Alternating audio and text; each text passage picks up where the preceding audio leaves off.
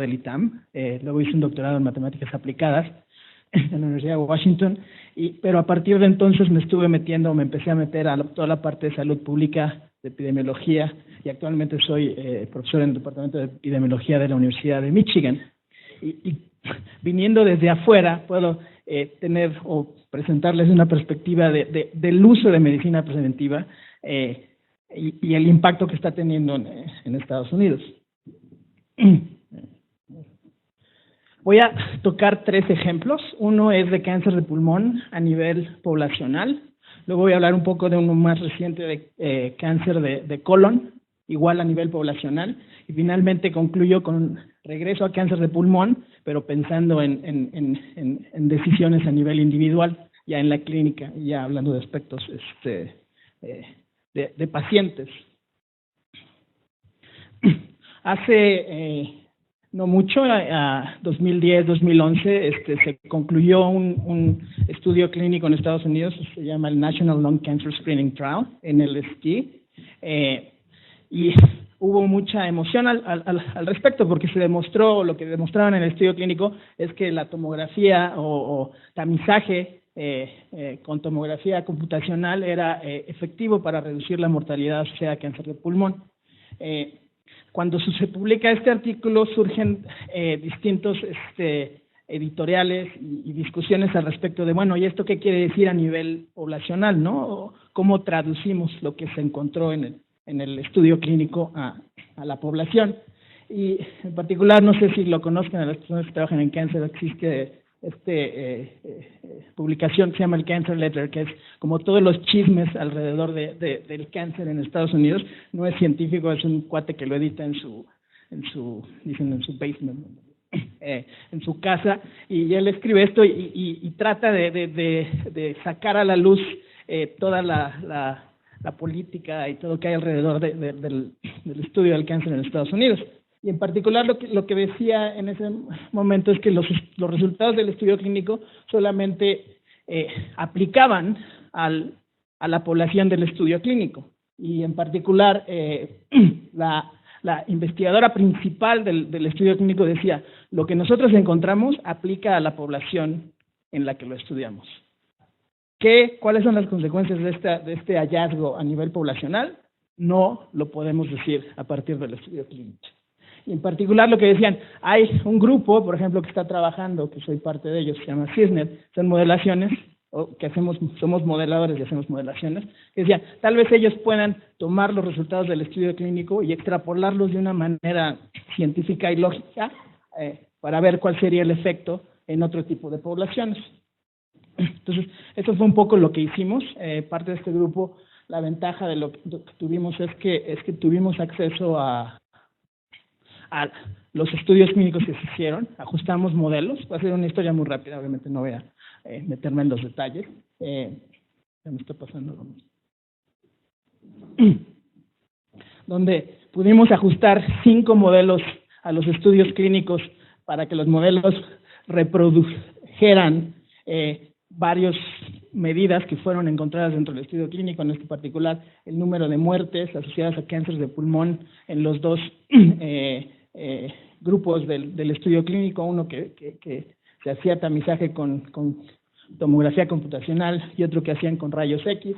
el número de muertes que fueron muertes asociadas a casos que fueron detectados con el tamizaje y otros no, y los modelos en general, estos y otros outcomes, como decimos, replicaban esos resultados, y una vez que se tenían esos modelos pudimos extrapolar a cuál sería el impacto que podría tener esta nueva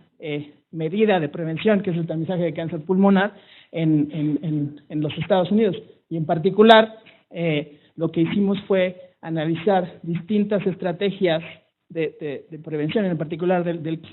tamizaje de cáncer de pulmón, a qué edad se tendría que empezar, a qué edad se terminaría, cuáles serían los criterios de elegibilidad, en particular, cuál sería el consumo mínimo de tabaco requerido para ingresar a este programa, y si alguien ya no era fumador, esto obviamente se concentra en fumadores y exfumadores, y si eran exfumadores, cuánto tiempo ya después de dejar de fumar requerirían seguir dentro de parte del programa. Entonces, todos esos puntitos que ven ahí es el resultado de uno de estos, fueron 576 programas que se analizaron con cada uno de los 5 modelos, y al final se comparaba el costo en Estados Unidos, y ahorita les platico para quienes hicieron estos análisis. No se permite considerar costo como una medida para determinar medidas preventivas. Entonces, en lugar de costo, lo que se utilizaba era cuántos tamizajes o cuántas tomografías requerirían a nivel poblacional por año, y comparar eso con la posible reducción en la mortalidad asociada a cáncer de pulmón. Y al final del día, nosotros somos los modeladores, entregamos estos resultados a las personas que tomaban las decisiones para que hicieran las recomendaciones. Y en particular, ¿quiénes eran los que tomaban esta decisión, o para quién hicimos estos análisis? En particular, estos análisis se comisionaron y se hicieron para lo que por sus siglas en inglés USPSTF, el US Preventive Service Task Force, o es decir, que el comité o la mesa de trabajo para servicios preventivos de los Estados Unidos, que ellos tienen la responsabilidad de analizar cualquier nueva medida, tratamiento, medida preventiva en este caso, y darle una calificación. ¿Por qué es importante? Porque de acuerdo al famoso Obamacare, o el Affordable Care Act, es que lo que diga el Task Force, o el USPSTF, es lo que van a tener que hacer los seguros privados. En particular, si el USPSTF le da a algo recomendación A o B, que es la categoría más alta, entonces los seguros tienen que cubrirlo. Entonces, aquí lo que muestro es que al momento de sacar sus nuevas recomendaciones, no nada más se publicaban las recomendaciones, en este caso en el Journal of Internal Medicine, sino también se publicaba simultáneamente los resultados del estudio de modelación, que obviamente la decisión que ellos tomaron de recomendarlo, que se les enseño en un minuto, no se basaba nada más en los estudios de modelación, era simplemente una de las partes que ellos consideraron, además de obviamente 1000 revisiones de estudios clínicos, metaanálisis y todo lo que quieran. Al final, la recomendación se publica, está chiquito, pero en algún lugar aquí dice que le dan recomendación B para personas entre 55 y 80, que tengan al menos 30 años paquete de consumo a la hora de considerar entrar al programa, y que si son exfumadores no tengan más de 15 años de haber empezado a fumar. Y le dieron una calificación B, lo que quiere decir que ahora los seguros médicos privados tenían que cubrirlo, parece, bajo estos criterios. Dentro de la recomendación, la tabla 1 de la recomendación son los resultados de los modelos que hicimos, donde, por ejemplo, además de comparar distintos escenarios, que fue lo que hicimos, comparar los beneficios, cuántas muertes se prevendrían para ahora sí que la población que se simuló, cuántos, realmente es el único beneficio, cuántas y el porcentaje, y posibles costos tanto en manera de, como dije, el número de tamizajes, como también cuántos, por ejemplo, cánceres se podrían ocasionar 2 minutos, a causa de cáncer de pulmón o sobrediagnóstico. Presento otro ejemplo más reciente. Como pueden ver, fue publicado el 21 de junio de 2016. De nuevo es el US Preventive Service Task Force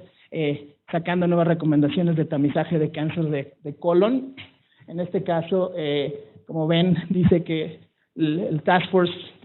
comisionó un análisis comparativo de modelación para tratar de entender el impacto de distintas estrategias, publicado junto con las recomendaciones de nuevo el estudio de simulación o de modelación, donde lo que se hizo esta vez es otro grupo que lo que hizo fue comparar distintas estrategias, ¿no? En Estados Unidos ahorita la discusión es, hacen colonoscopías o hacen pruebas de sangre o con tecnología, FIT, y realmente la discusión es, tenemos esto, lo ofrecemos, pero la gente no lo accesa. Entonces, ¿cómo llegar a hacer que se aumenten esas tasas de cobertura, en este caso de cáncer de tamizaje de cáncer de colon? Y de nuevo un poco es todas estas estrategias nuevas que se tienen que considerar, que obviamente conforme salen o se demuestra que tienen efectividad, la pregunta es cuál usar. En este caso las conclusiones no fueron de cuál usar,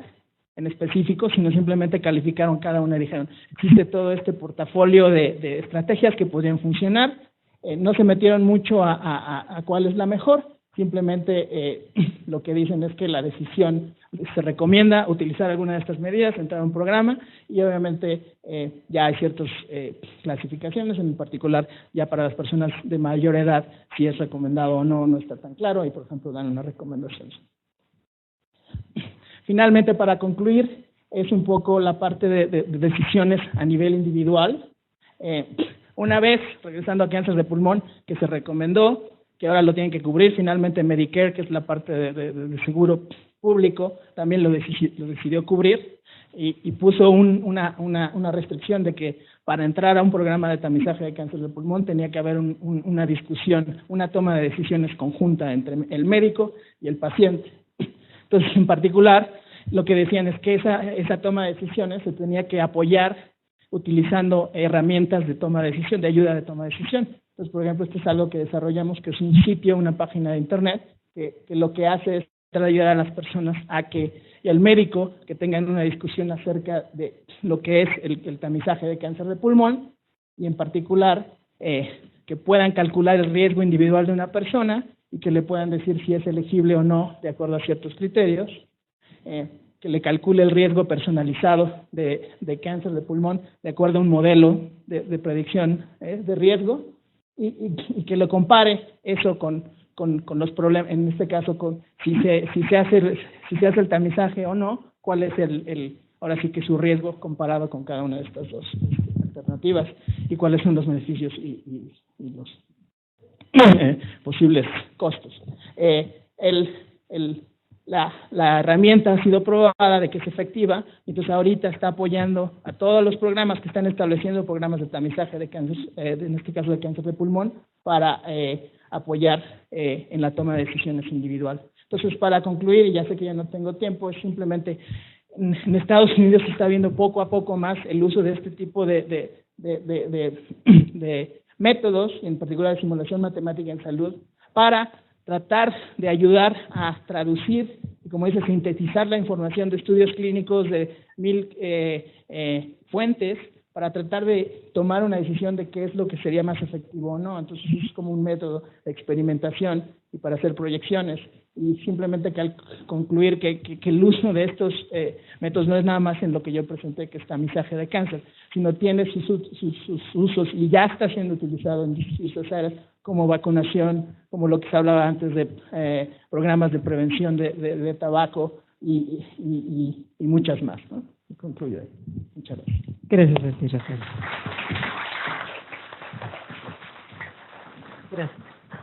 Sin duda un tema muy interesante que nos habla de la multidisciplinaridad de la medicina preventiva. Realmente hay muchas áreas, no solamente la clínica, estar en los centros directos de atención, sino desde otras áreas, desde estas áreas que uno de verdad se relaciona con otros especialistas, con otros profesionistas que realmente están también en este tema y nos ayudan a tener mayores desarrollos o herramientas para la planeación estratégica en la medicina preventiva. Sin duda, pues son desarrollos que vamos a estar viendo y que ojalá muchos de ustedes se involucren también en esos desarrollos. Ojalá que estemos desarrollando las competencias necesarias para poder integrarse con equipos multidisciplinarios para poder ayudar en desarrollar nuevas estrategias, a veces herramientas tecnológicas que nos ayuden en la medicina preventiva. Así que muchísimas gracias, doctor Mesa. Le vamos a pedir al doctor Sebastián García Sazó, bienvenido, gracias